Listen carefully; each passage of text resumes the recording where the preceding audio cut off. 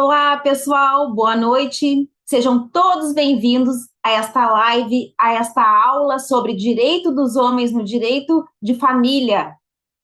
Eu vou falar sobre o direito dos homens no divórcio, na partilha dos bens, na guarda, na pensão alimentícia, como se proteger de relacionamentos abusivos, como, como proteger o seu patrimônio na união estável, no namoro, no casamento.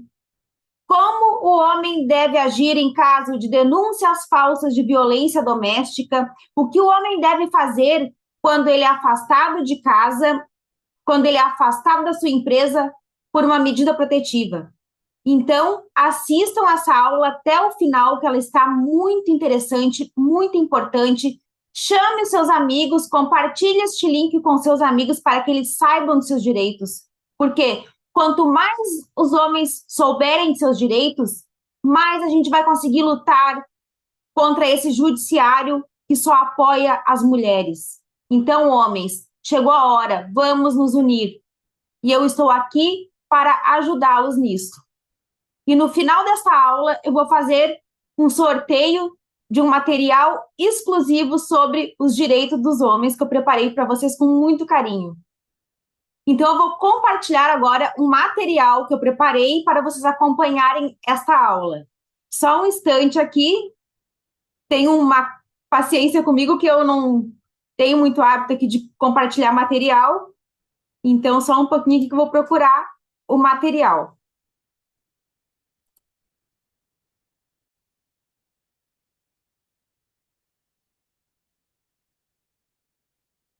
Bom, deixa eu me localizar aqui.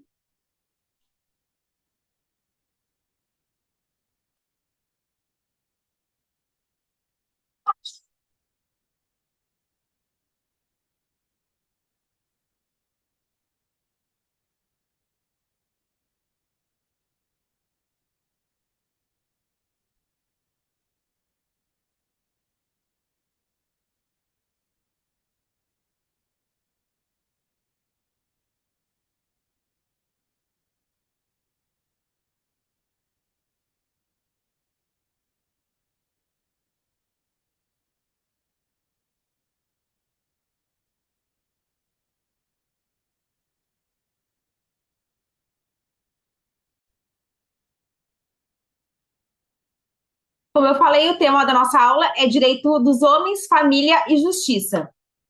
Então, eu vou fazer uma breve apresentação minha para quem não me conhece. Eu sou a doutora Tatiana Oliveira da Silva, advogada gaúcha, com 21 anos de experiência, formada na UBRA do Rio Grande do Sul. Sou casada com o Luciano, que ele é meu sócio no escritório. Tenho especialidade em Direito de Família e Direito Criminal. O meu foco profissional desde 2014 é direito dos homens, a defesa de homens no direito de família. Eu prezo por uma advocacia humanizada. Eu faço questão, mesmo tendo uma equipe grande, eu faço questão de sempre acompanhar pessoalmente cada caso. O meu reconhecimento profissional. Eu fui eleita entre as primeiras advogadas digitais no top 100 advogados da DVBox no ano de 2023 e 2024. Também sou reconhecida internacionalmente por lidar com casos de alienação parental, falsas acusações, guarda, divórcios, onde envolve grandes litígios, grandes partilhas, e defesa dos homens em falsas denúncias de violência doméstica e abuso dos filhos. Porque hoje é muito comum as mulheres, para ficarem com o patrimônio, ficarem com os filhos só para elas, com a guarda unilateral, elas fazem denúncias falsas de violência doméstica, afastam o homem de casa, tomam a empresa do homem e ficam com a guarda dos filhos, e muitas vezes os homens ficam mais de anos sem conseguir ver os filhos porque elas mentem na justiça, inventam que os homens abusaram de seus filhos. Então, vamos começar a nossa aula. Eu vou iniciar falando o que configura a união estável. A união estável, ela se configura quando o homem e a mulher se unem com a intenção de constituir uma família. Então, o que que configura uma união estável? A divisão de responsabilidades, quando o homem paga a conta, as contas da mulher, os aluguéis, coloca a mulher como dependente na academia, no plano de saúde, começa a apresentar a mulher na sociedade, nas redes sociais, como sua companheira, a sua esposa, começam a fazer planejamento futuro a longo prazo, planejamento de vida em comum a longo prazo. Então, tudo isso configura uma união estável. Também as mulheres, muitas vezes, elas forjam uma união estável. Elas começam a ir para a casa do homem, aí vão deixando uma blusinha, no outro dia vão pedindo entregas do Mercado Livre, por exemplo, iFood, tudo no endereço do homem, para juntar comprovante de que elas estavam residindo ali, falsos comprovantes. Então tem que tomar muito cuidado com esse tipo de coisa. As consequências jurídicas da união estável. A união estável, ela dá os mesmos direitos de um casamento. Então ela tem, mesmo que você não faça um contrato de união estável, você passa a ter o intuito de constituir uma família com essa pessoa, vai ter o mesmo efeito de um casamento, com o regime da comunhão parcial de bens, onde tudo o que for adquirido durante esta união estável será dividido metade para cada um. Mesmo que só o homem tenha contribuído financeiramente, a mulher terá direito neste patrimônio. Então, numa união estável, tanto as dívidas quanto o patrimônio adquirido durante a união será partilhado metade para cada um. Porque, segundo a lei, a união estável tem os mesmos efeitos do casamento. Muita gente me pergunta qual a diferença entre contrato de namoro e contrato de união estável. O contrato de namoro, ele é bem importante quando você quer configurar, fixar que aquilo ali é só um namoro, aquele relacionamento não tem os fins de constituir uma família. Então, você faz um contrato de namoro dizendo que vocês são apenas namorados, que vocês não têm a intenção de constituir família. E eu acho muito importante, pela minha experiência, vocês renovarem este contrato de namoro todos os anos. Porque se você faz um contrato de namoro e daí passa 1, 2, 3 anos, a mulher pode ir na justiça e dizer que vocês já estavam vivendo em união estável, que já não era mais um contrato de namoro. Então, é bem interessante, ao fazer este contrato, você renová-lo anualmente. E busque a ajuda de uma advogada especializada para elaborar este contrato. Não pegue modelinho na internet e faça contrato de qualquer jeito, como muita gente faz. Ou tem gente que pede para o contador fazer este contrato e o contador não tem conhecimento jurídico nenhum. Já o contrato de união estável, ele é quando você tem a intenção de constituir uma família com essa pessoa, você quer dividir os direitos, os deveres e muitas vezes você quer proteger esse patrimônio. Então, quando você quer proteger o patrimônio, você deve fazer um contrato de união estável com separação total de bens, porque daí, neste caso, a mulher não terá direito ao seu patrimônio, quando você faz o contrato com a separação total de bens. Agora, se você faz um contrato de união estável e não fala que você quer sobre o regime da separação total de bens, a união estável ela será regida pela pela comunhão parcial de bens, onde tudo que vocês adquirirem juntos será dividido metade para cada um, como eu já havia falado, inclusive as dívidas. O regime de bens do casamento. Quando você não escolhe o regime de bens, o casamento ou a união estável são regidos pela comunhão parcial de bens, que é o que eu expliquei para vocês. Tudo que for adquirido durante o casamento ou durante a união estável será dividido metade para cada um, inclusive as dívidas. Muitas pessoas me perguntam sobre imóveis financiados ou veículos financiados, o que acontece na divisão dos bens quando separa na comunhão parcial de bens. Neste caso, o imóvel financiado ou o veículo financiado, todas as parcelas que forem pagas durante o casamento ou durante a união estável, a mulher terá direito à metade. Se você deu a entrada no imóvel ou no veículo antes do casamento e ficou só pagando as parcelas durante o casamento, todas as parcelas que você pagou, a mulher terá direito à metade. Agora, se você pagou a entrada durante o casamento e também as parcelas, a mulher terá direito à entrada, a metade da entrada e metade das parcelas, mesmo que ela não tenha ajudado financeiramente. Já na comunhão, no regime da comunhão universal de bens, todos os bens adquiridos antes da união e os adquiridos depois serão divididos igualmente, exceto aqueles bens com cláusula de incomunicabilidade, como heranças, onde a pessoa herdou com uma cláusula em que não poderia se comunicar no casamento. Aí não entra na comunhão universal de bens. Também temos a separação total e a participação final. Na separação total, cada um fica com a sua parte. O que você tinha antes do casamento, cada cônjuge vai manter seus próprios bens, sem divisão. O que você tinha antes do casamento e o que você adquiriu durante o casamento não será dividido. Já na participação final nos aquestos, durante a relação, os bens são mantidos separados e na separação, apenas os bens adquiridos na constância da união serão divididos metade para cada um.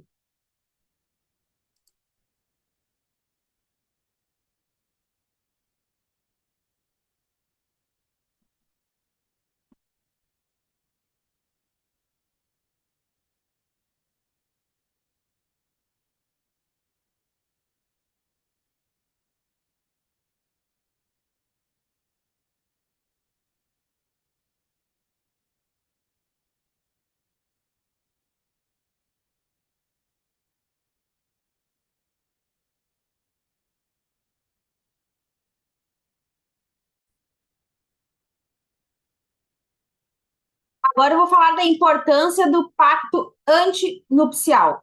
O que é o pacto antinupcial?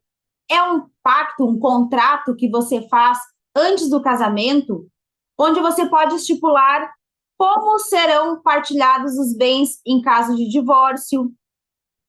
Você pode também proteger a sua herança.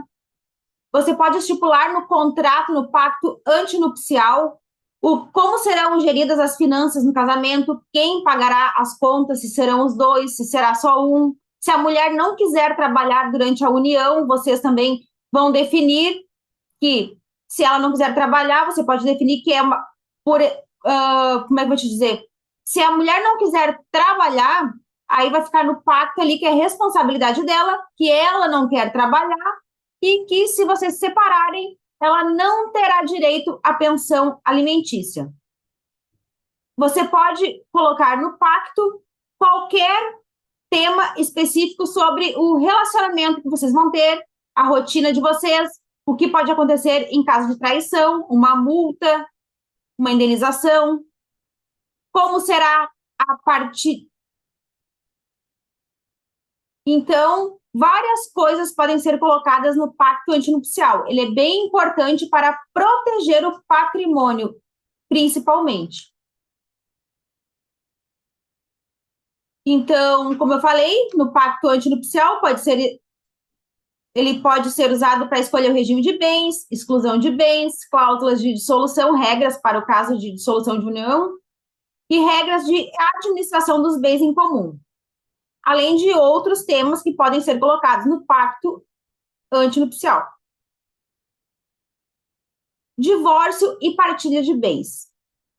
Os tipos de divórcio. Nós temos o divórcio amigável e o divórcio litigioso. Quando o casal, o ex-casal, ele está de acordo com a partilha dos bens, com a guarda dos filhos, a pensão alimentícia, esse divórcio ele pode ser feito de forma amigável. Neste caso, vocês até podem, neste caso, vocês podem usar até o mesmo advogado. O advogado fará um termo colocando todas as cláusulas do acordo de vocês, quem ficará com qual bem, quem ficará com a guarda dos filhos, se será a guarda compartilhada, a guarda unilateral, como será a pensão alimentícia, qual o valor. Então, tudo pode ficar estipulado neste acordo. A gente pode, os dois assinarem e a gente encaminha para o juiz para ele homologar por uma sentença. Então, tem a mesma, ele é válido da mesma forma que um divórcio litigioso. Só que ele é mais rápido, ele é mais econômico. E esse divórcio amigável também ele pode ser feito no cartório. Não precisa ser feito de via judicial. E tem o divórcio litigioso, que é quando as partes não entram em acordo sobre o divórcio, ou sobre a partilha dos bens, sobre a guarda dos filhos, sobre a pensão alimentícia. Então, esse divórcio, ele vai correr na justiça, ele pode demorar anos, porque os clientes sempre me perguntam, quanto tempo demora um divórcio, uma ação de guarda? Eu sempre digo, depende de vários fatores. Depende do juiz em que vai cair, depende do volume de trabalho desse juiz, depende do grau de litígio do casal, porque quanto maior a briga, mais tempo leva o processo. Mais anos ele demora na justiça. Então, como funciona a partilha de bens? Eu já informei para vocês que depende do regime de bens. Na comunhão parcial de bens, tudo que for adquirido durante a união é dividido metade para cada um. Na separação total de bens, cada um fica com seu patrimônio. Na comunhão universal de bens, o patrimônio se mistura todo e tudo que a pessoa tinha antes e que ela adquiriu durante a união será dividido. Na separação total, acho que eu falei errado, na separação total de bens, cada um fica com seu patrimônio. A guarda e a convivência dos filhos. Esta é uma briga muito grande, porque a maioria das mulheres acha que porque o filho saiu da barriga delas, só elas têm direito à guarda. E a nossa justiça, a gente sabe que, infelizmente, protege as mulheres. Então, normalmente, a justiça, num primeiro momento, deixa a guarda com a mãe. Raras as vezes, já de primeiro, o pai fica com a guarda. Claro, temos exceções. Então, a guarda dos filhos, ela pode ser compartilhada. O que é a guarda compartilhada? É quando ambos os pais decidem sobre a vida dos filhos. Ou seja, os pais, de comum acordo, vão decidir onde os filhos irão estudar, quais os tratamentos de saúde os filhos irão fazer, vão decidir sobre a religião e tudo o que for importante na vida do filho, os dois irão decidir.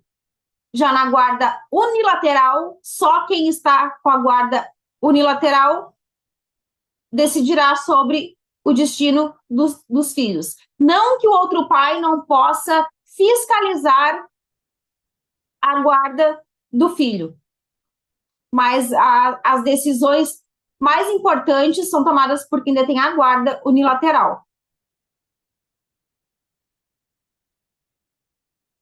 Gente, tem muita confusão entre guarda e convivência. Muita gente me critica sobre isso, mas o nosso judiciário, infelizmente, é assim.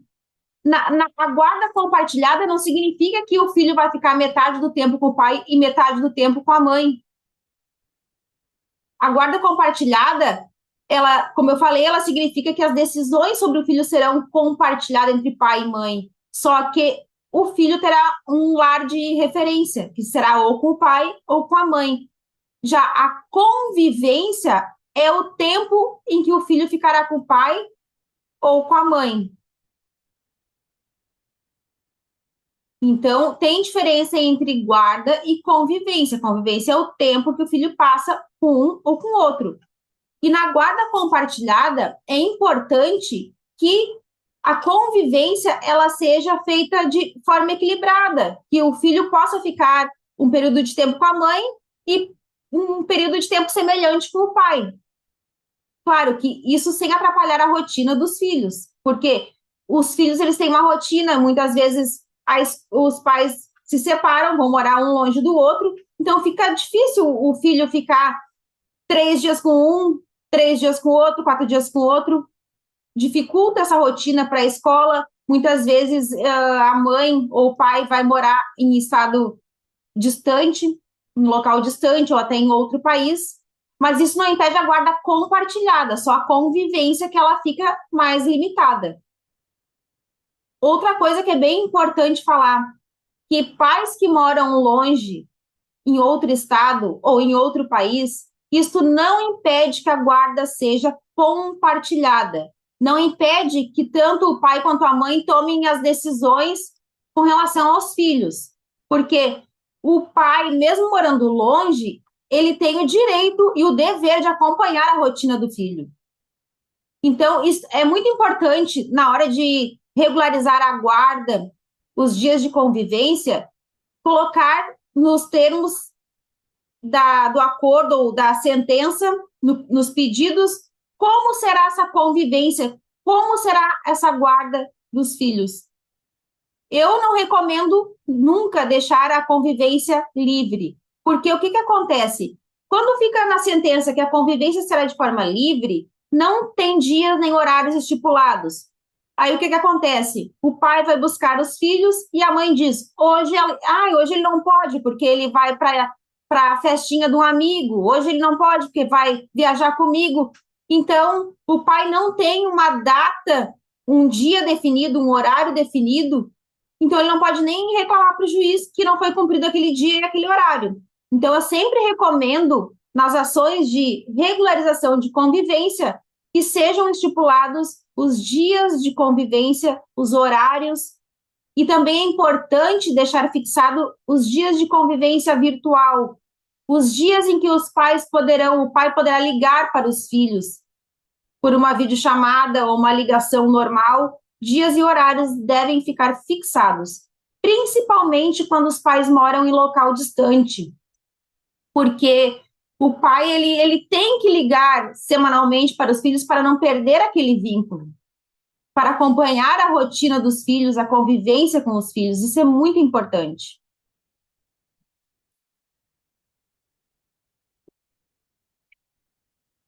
Agora, um dos principais problemas que nós temos enfrentado, que vocês, pais, têm enfrentado, eu sei muito bem, que é a alienação parental. O que é a alienação parental? É quando quem detém o poder sobre os filhos, a guarda sobre os filhos, a autoridade sobre os filhos, começa a criticar o outro pai ou a mãe. Começa a dizer: ah, teu pai não presta, o teu pai não paga pensão alimentícia em dia, o teu pai não ajuda na rotina de vocês, filhos. Então, ou então a mãe começa a dificultar a convivência do pai com os filhos. Isso que eu estou falando porque essa aqui é uma aula para os homens. Só que não significa que o homem também não possa praticar a alienação parental. O pai também, se ele fizer isso, começar a falar mal da mãe, dos parentes da mãe, impedir a mãe de ver os filhos, isso também é alienação parental. Então, isso se aplica tanto para o pai quanto para a mãe. Também os avós podem praticar a alienação parental, ou os avós podem ser alienados quando a mãe ou o pai, ou a mãe e o pai juntos, não deixam os avós verem os netos. Isso também é alienação parental, porque os avós também têm direito de conviver com os netos, assim como os netos têm direito de conviver com os avós. Então, nem o pai nem a mãe não podem proibir os avós de conviverem com os netos. Também o pai e a mãe não podem impedir os filhos de conviver com os parentes da mãe ou com os parentes do pai, porque é um direito deles. Então, Sinais de alienação parental, isso é bem importante, que muita gente me pergunta. Quando o pai vai buscar o filho e o filho não quer ir com o pai, chegou no dia de passar o final de semana com o pai e o filho se recusa a ir sem motivo nenhum, você tem que investigar isso, porque provavelmente alguém da família está falando mal do pai, alguém está fazendo alguma coisa para o filho não querer ir com o pai. Isso é um sinal de alienação parental. Ou quando o pai vai buscar o filho, a mãe inventa uma desculpa para você não pegar o filho, isto também é alienação parental. Quando o filho vai fazer um tratamento de saúde, vai para um hospital e a mãe não dá informações médicas, ou o pai chega no hospital e o hospital não informa a situação do filho, isso também é alienação parental. Ou, o que é muito frequente, o pai não consegue acesso às informações escolares. A mãe pede para a escola não informar ao pai sobre o desempenho escolar dos filhos. Isso é alienação parental, porque é um direito do pai. Então, tanto a escola quanto a mãe estão praticando alienação parental quando o pai não consegue informações escolares. Quais as consequências da alienação parental? As consequências da alienação parental vão desde a advertência de quem está praticando. Se a mãe está praticando alienação parental, ela pode tomar uma advertência do juiz, uma multa, pode o juiz aumentar o período de convivência do pai com os filhos para amenizar esta alienação parental. A mãe também pode perder a guarda do filho, o juiz pode modificar a guarda e passar a guarda dos filhos para o pai, ou até mesmo a mãe perder o pátrio poder sobre os filhos. Ela pode perder toda a autoridade sobre os filhos, isso em situações muito graves. Então, se você está sendo impedido de ver os seus filhos com frequência, isto também é configurado alienação parental. O que você deve fazer neste caso? Você deve começar a registrar isto com testemunhas, você deve printar as mensagens de WhatsApp onde você fala com a mãe ou com o filho dizendo que vai lá buscá-lo e você não consegue buscá-lo. Você deve comprovar tudo isso, vai juntando provas, porque se for uma situação isolada, se um dia você for lá buscar o seu filho e a mãe não deixar, foi um caso isolado, tá, isso não é configurado alienação parental. Agora, quando isso começa a acontecer com frequência, isso é alienação parental. Então, você deve documentar tudo, buscar uma advogada especializada na defesa de homens e entrar com uma ação de alienação parental. Porque a alienação parental, além das penalidades que a mãe sofre, também as crianças sofrem danos emocionais muito grandes, porque a criança ela precisa conviver tanto com o pai quanto com a mãe, quanto com os familiares do pai, os familiares da mãe, com os amiguinhos dela, porque muitas vezes as mães... Outra coisa que configura a alienação parental, que é muito comum, as mães levarem os filhos para outro estado ou para local distante sem a autorização do pai. A mãe ou o pai, para levar o filho para local distante, para morar, eles precisam de autorização do outro, ou do pai ou da mãe, e se a mãe ou o pai negarem, só o juiz pode dar essa autorização. Se não houver autorização do pai e nem do juiz, é configurado alienação parental.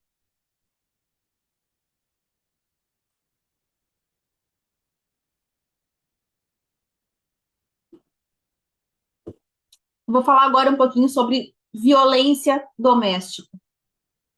O que configura violência doméstica segundo a Lei Maria da Penha? Praticamente tudo na Lei Maria da Penha é configurado violência doméstica. Se o homem respirar mais forte perto da mulher, já é configurado violência doméstica e o homem pode receber uma medida protetiva. Ser retirado de casa, ser retirado da empresa. Mas alguns exemplos de violência doméstica: a agressão física, a agressão verbal ou psicológica, se tu falar mais alto com a tua mulher, xingar ela, qualquer coisa é configurado violência doméstica.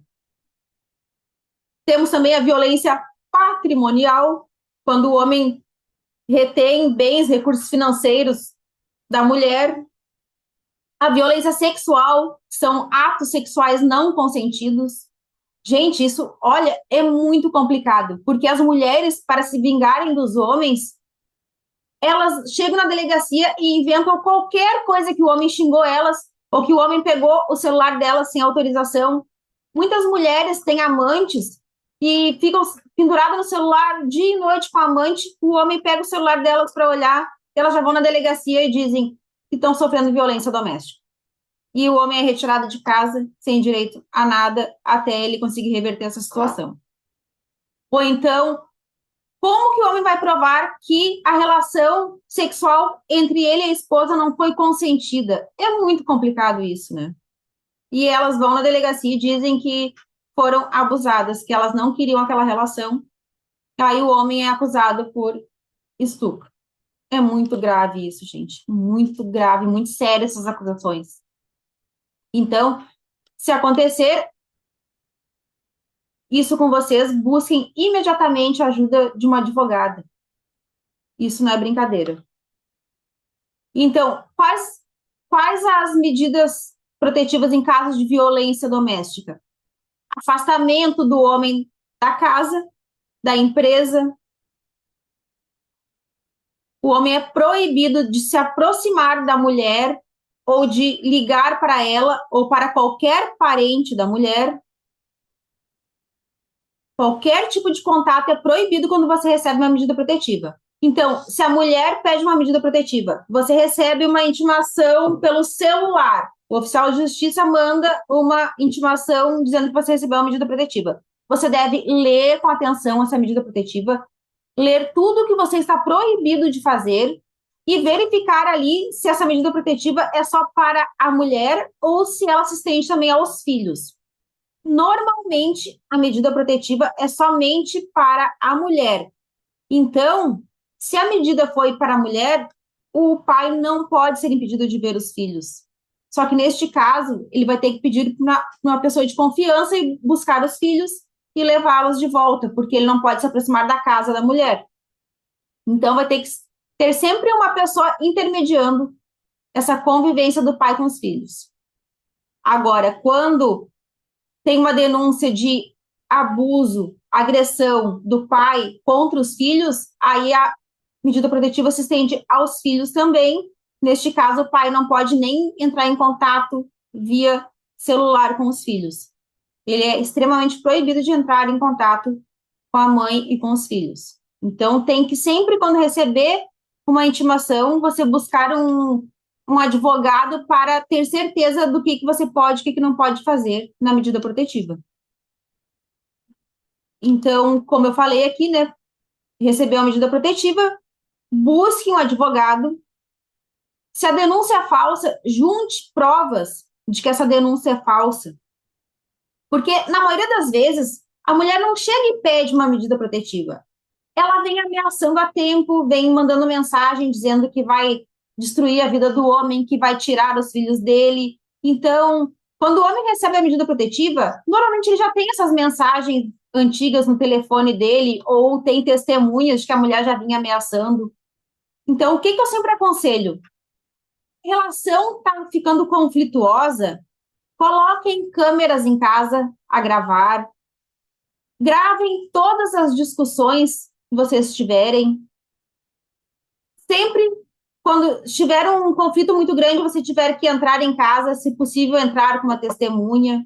Então, tudo isso servirá de provas para você depois mostrar que aquela denúncia é falsa. E se você for afastado de casa por uma medida protetiva, você não deve esperar a medida ser arquivada. Muita gente pergunta, a medida protetiva tem prazo? Segundo o STJ, agora as medidas protetivas não precisam mais ter prazo, podem ser indefinidamente. Mas nos casos que eu vejo, o juiz dá 3 meses de medida protetiva, 6 meses, 1 ano. Só que o que acontece? Quando a medida protetiva ela tem prazo, quando ele expira, a mulher vai lá e pede a prorrogação. Aí o homem nunca consegue voltar para casa ou então voltar para a empresa onde ele é afastado. O que que o homem deve fazer? Recebeu a medida protetiva, busca uma advogada, já faz o divórcio ou a dissolução da união estável e pede a partilha dos bens.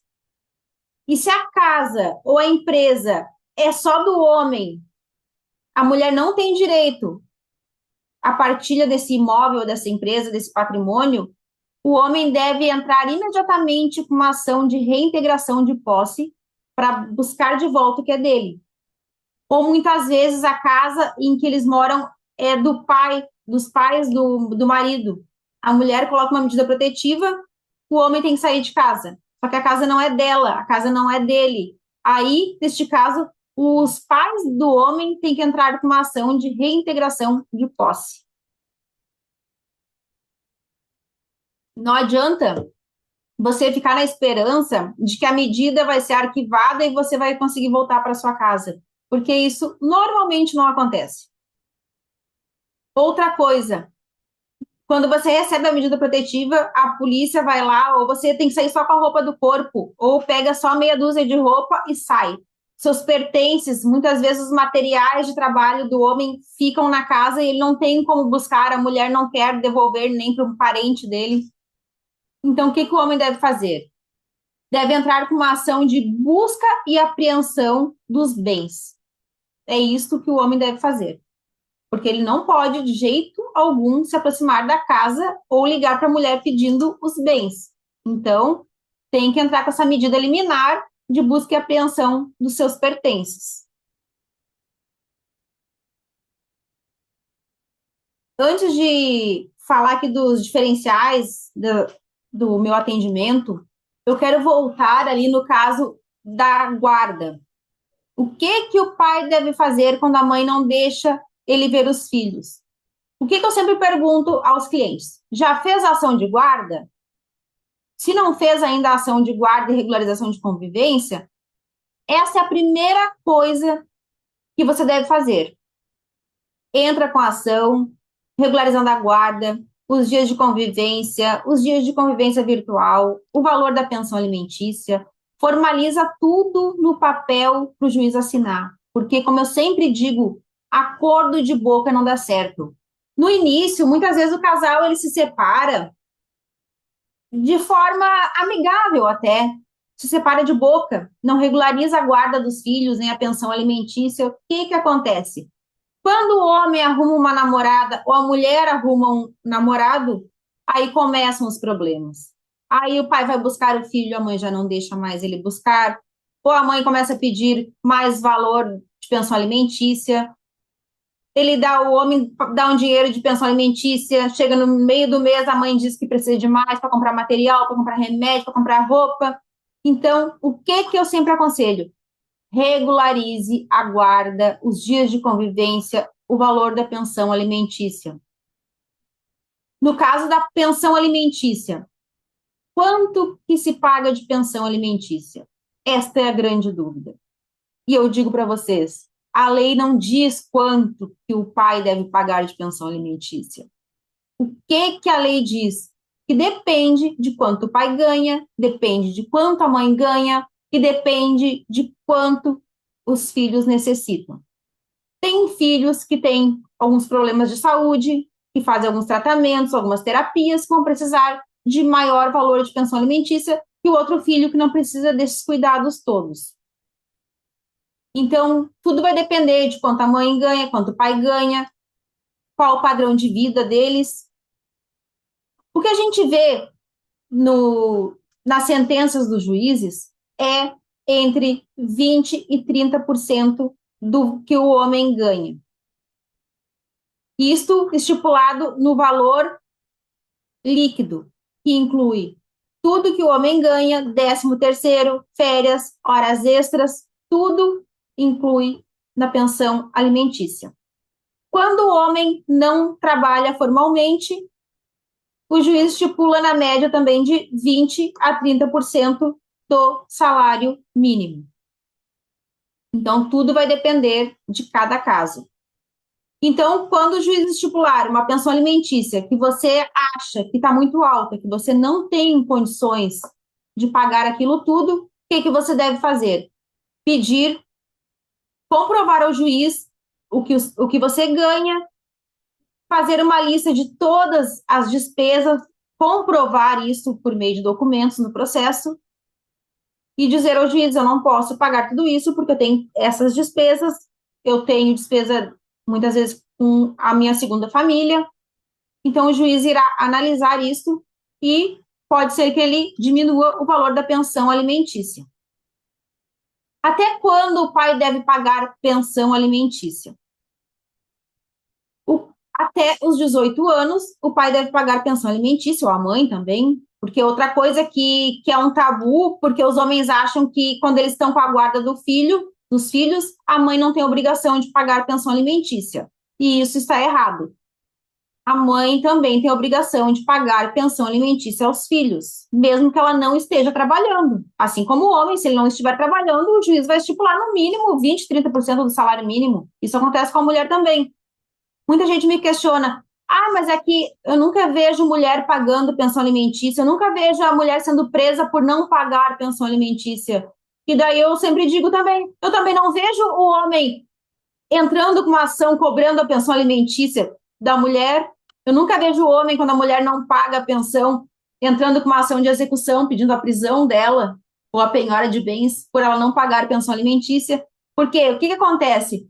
Os homens, muitos não sabem que a mãe tem a obrigação também de pagar a pensão. E outros que sabem, eles se sentem humilhados de ter que pedir, eu não vou pedir dinheiro para essa mulher, eu sou homem, eu me viro. Só que vocês têm que entender que a pensão alimentícia não é para vocês, é para os seus filhos, é um direito deles. Então, exijam, se você tem a guarda dos filhos, exijam a pensão alimentícia da mãe. Outra coisa também que agora eu me lembrei de falar. A guarda. Às vezes a mãe, no papel, na justiça, na separação, fica com a guarda dos filhos e no decorrer do tempo, os filhos acabam indo morar com o pai. Só que o pai não formaliza isso na justiça, não avisa o juiz que agora os filhos estão morando com ele. O que acontece?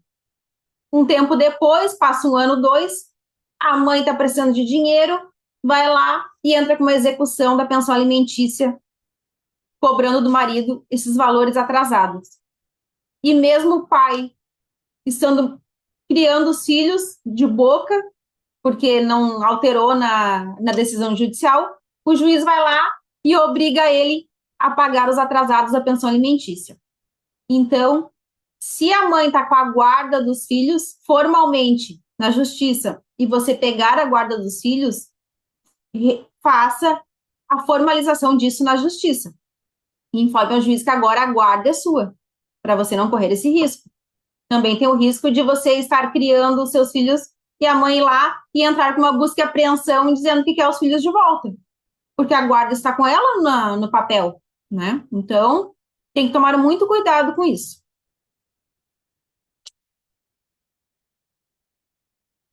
Bom, agora eu vou falar um pouco dos quais os diferenciais. Por que contratar uma advogada de defesa de homens? Em primeiro lugar, o que me levou a trabalhar com a defesa de homens? É que muitos homens chegavam no meu escritório reclamando que contrataram uma advogada ou um advogado para fazer o seu divórcio, a guarda dos filhos, a pensão alimentícia, e no meio do caminho eles percebiam que esses advogados estavam defendendo as mulheres, que eles eram a favor das mulheres, não estavam protegendo os interesses dos homens. Então eu resolvi me especializar na defesa de homens, então eu atendo exclusivamente homens nos divórcios, guarda, pensão alimentícia, alienação parental, denúncias falsas. Então, eu tenho uma especialização exclusiva na defesa de homens. Como eu disse, eu tenho experiência comprovada, sou formada há 21 anos e desde 2014 eu atuo nessa defesa de homens. E também o que me levou a trabalhar na defesa de homens foi porque eu também sou filha de pais separados. A minha mãe, ela nunca proibiu os filhos de ver os pais. Só que ela, magoada com o término do relacionamento, que não terminou nada bem, ela começou a falar mal do meu pai para mim, para meus irmãos. E eu, como filha, eu fiquei com raiva do meu pai e não quis mais saber dele. Por muito tempo, eu não quis saber do meu pai. Eu senti, eu achei que ele era culpado pela separação. E a gente sabe que numa separação, tanto o homem quanto a mulher tem um pouco de culpa, né? Mas eu culpei exclusivamente meu pai, fiquei com raiva dele, mesmo ele dando tudo para os filhos, eu achava que aquilo não era suficiente, porque eu ouvia isso em casa. Então, por muito tempo, eu fiquei afastada do meu pai. Aí, quando eu me formei, já estava com 23 anos, não, antes, assim, da minha formatura, mas, assim, eu já estava mais madura, lá pelos 20 anos, aí eu me dei conta de que meu pai era um ótimo pai, que eu que eu estava errada em fazer aquilo. Então, eu me reconciliei com meu pai. Só que logo ele veio a falecer, então não tive mais muito tempo de convivência. Então, a partir disso, eu comecei a pensar em trabalhar na defesa de homens, na defesa de filhos, de crianças que são afastadas dos pais por causa da alienação parental. Também o meu marido teve problemas, que ele foi casado, ele teve no primeiro casamento outra filha, ele também teve dificuldades, problemas para ver a filha, ele teve problemas com a alienação parental, problemas de pensão alimentícia, a gente viveu esses problemas por muitos anos, e então isso nos fez trabalhar com essas questões específicas de homens, de defender pais e filhos. Então, como eu falei, a minha especialidade é atuar em alienação parental, falsas acusações, proteção patrimonial e divórcios que envolvem grandes brigas, grandes litígios, envolvem grandes patrimônios com muito litígio. Então, eu sou reconhecida por trabalhar nestes casos, em defesas de pais que são acusados por abuso dos filhos, que as mães fazem falsas acusações para praticar alienação parental, para ter a guarda só para elas. Então, eu faço também a reintegração de posse quando o homem é afastado da casa ou da empresa. Então, eu trabalho exclusivamente nestas causas de divórcio, guarda, alienação parental, falsas denúncias. O meu atendimento, ele é de forma online, eu atendo em todo o Brasil e brasileiros residentes no exterior. Outra coisa que é muito importante de falar, como os processos eles são eletrônicos e as audiências elas são feitas de forma online, você pode entrar com a ação de qualquer lugar do mundo. Então, eu posso atuar em qualquer lugar do Brasil, como advogada, posso atender clientes em todo o Brasil, posso atender brasileiros que moram no exterior, porque os homens que moram no exterior, as mulheres também, quem mora no exterior pode entrar com a ação mesmo estando lá. A gente faz tudo de forma online, eles participam de audiências de forma online, não tem problema nenhum. Então, eu tenho atuação nacional e internacional. Eu, eu prezo por uma defesa justa, personalizada. Como eu disse, eu tenho uma equipe altamente qualificada. Eu, meu marido, junto com mais pessoas na equipe, coordenamos toda essa equipe. Nós acompanhamos do início ao fim todos os processos, desde o primeiro atendimento no WhatsApp até o final do processo. Eu e o meu marido, Luciano Luiz, que é o Luiz que acompanha vocês no WhatsApp, responde vocês no WhatsApp. A gente acompanha, então, o cliente desde o início até o final do processo. No nosso escritório não tem aquele problema, eu não consigo falar com o meu advogado, não consigo saber do meu processo, o meu advogado sumiu, que é muito comum, né? Isso não existe. Eu trabalho há 21 anos com o mesmo número de telefone, atendo todos os clientes o mais rápido possível. Então, como eu disse, nosso suporte é contínuo do início ao final do processo. A importância da advocacia especializada para homens, eu já comentei com vocês, porque a gente tem que buscar uma advogada ou um advogado especializado na defesa de homens para não correr o risco de, no meio do processo, quando vê, o advogado está lá defendendo a mulher, protegendo mais a mulher do que o homem. Então, é bem importante. E um advogado especializado na defesa de homens, ele já conhece toda a jurisprudência, as melhores decisões para embasar os processos de vocês, para conseguir a guarda dos filhos de vocês. Porque, apesar de a justiça do Brasil dar mais razão à mãe do que ao pai, existem muitos casos no nosso escritório em que o pai conseguiu a guarda dos filhos. Então, por isso que é importante buscar a ajuda de uma advogada especializada na defesa de homens, porque esses advogados com especialidade, eles vão conseguir argumentar para que o pai consiga a guarda ou consiga comprovar uma alienação parental ou uma denúncia falsa. Eu atuo também em casos de alienação, em caso de denúncias falsas de abuso de menores. Eu tenho uma equipe de psicólogos jurídicos altamente qualificados para acompanhar o processo de vocês, porque é muito importante, nestes processos, tem que ter um assistente técnico, tem que ter uma psicóloga jurídica acompanhando o processo para elaborar pareceres, elaborar quesitos, perguntas, na hora do estudo psicossocial. Então, nós contamos com uma equipe altamente qualificada, das melhores do Brasil, psicólogas jurídicas reconhecidas nacionalmente como as melhores.